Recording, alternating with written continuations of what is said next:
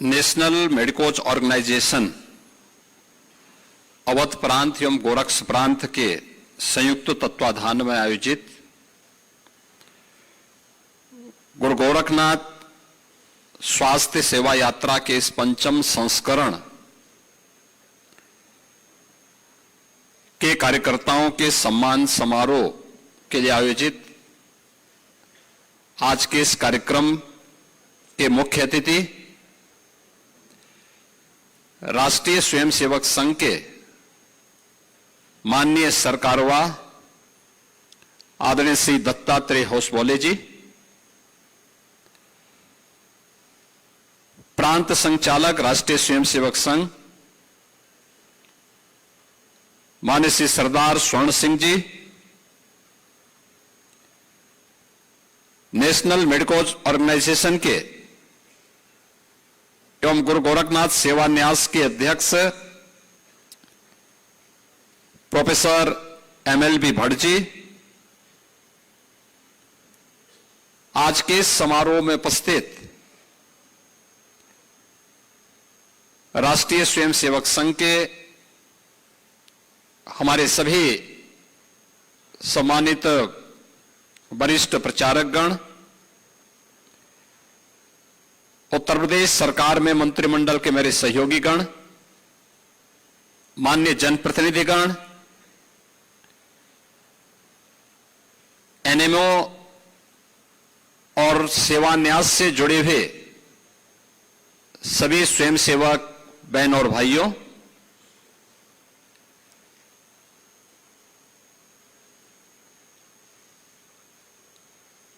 इस यात्रा की परिकल्पना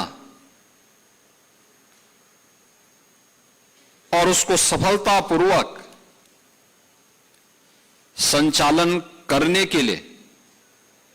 मैं NMO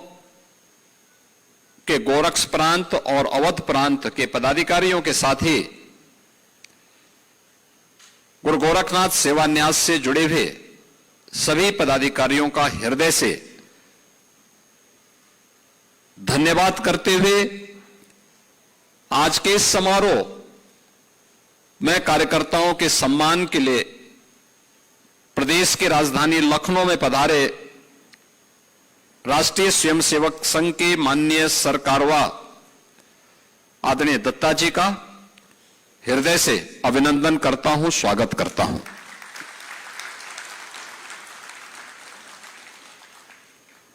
बहनों और भाइयों,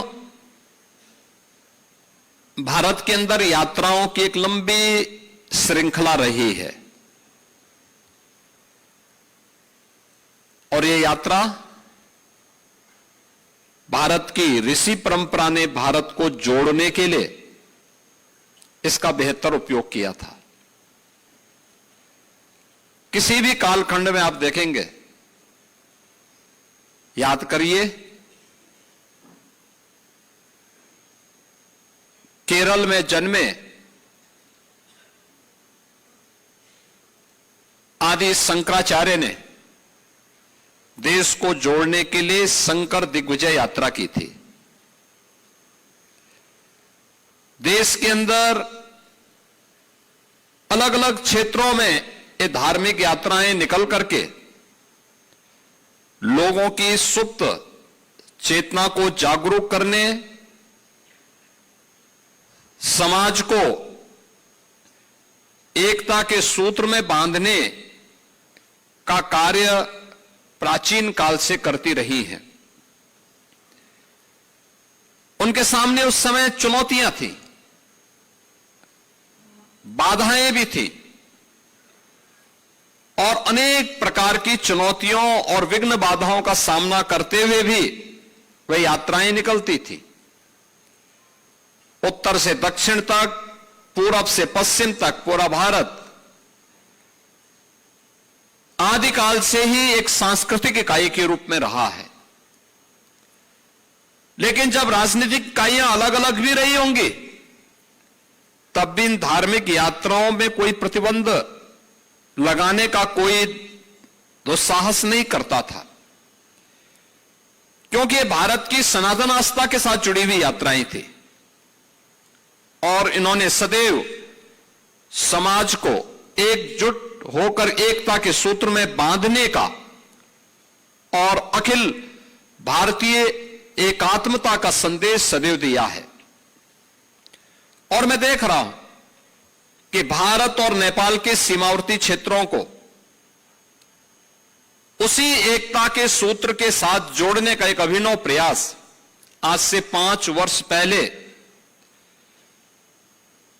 नेशनल मेडिकोज ऑर्गेनाइजेशन ने इस लखनऊ में प्रारंभ किया था। 2019 में जब यात्रा प्रारंभ हुई होगी, उस समय एक उत्साह था, लोगों में एक उमंग था कि कैसे होगा, जानने की एक उत्सुकता थी। यह उस समय था जब professor MLB Bhatt ji KGMU के वीसी हुआ करते थे। KGMU देश का सबसे बड़ा चिकित्सा संस्थान है और उस समय मैंने भी उनको इस बारे में कहा था कि हमें बलरामपुर सरदेव अटल बिहारी वाजपेयी जी की कर्मभूमि रही है, प्रारंभिक कर्मभूमि रही है, और एक वहां के लोगों के मन में अटल जी के प्रति एक आत्मिक लगाव है। तो क्या KGMU का कोई सैटेलाइट सेंटर हम बलरामपुर जिले में बना सकते हैं? उन्होंने प्रयास भी प्रारंभ किया और उस दौरान जब बातें सामने आई बॉर्डर क्षेत्र की, वहां के लोगों की स्थितियों के बारे में, तो राष्ट्रीय स्वयंसेवक संघ के मार्गदर्शन में NMO ने इस यात्रा को महाराजगंज से लखीमपुर तक के इस विस्तृत भूभाग में निकालने का निर्णय लिया। यह वह क्षेत्र है जहां सीमावर्ती क्षेत्र में सीमा के प्रहरी के रूप में थारू जनजाति निवास करती है।